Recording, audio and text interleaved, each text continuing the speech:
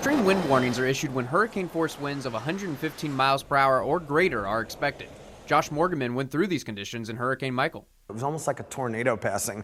You know, the wind just cranked and it got crazy, and then there were all these crashing sounds. The whole front of the hotel just like blew away, all this flying wreckage. And it was as soon as the wreckage started to settle, the sun started coming out because we were getting in the eye. And it was just, it all happened very fast. So should an extreme wind warning be issued for your area, what should you do? Well, the number one rule is you've got to take shelter indoors. But where you take shelter indoors does matter. You don't want to take shelter on the second or third floor. The higher up you go, the more likely wind damage is. You want to make sure you take shelter on the lowest floor. If you have a basement, that's great. Otherwise, the first floor of your home. Now, what that means is if you live in an apartment complex like this, you got to get to know your neighbors on the first floor because that's where you're going to be taking shelter.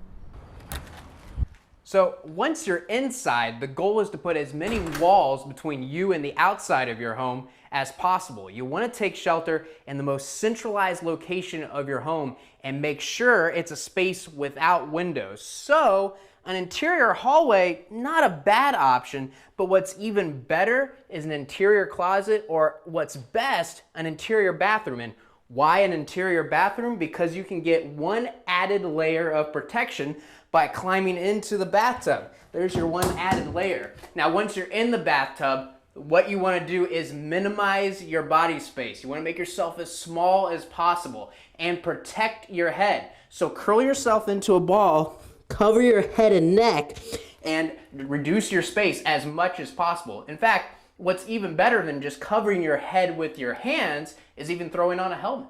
And once the hurricane passes, be careful as you venture out.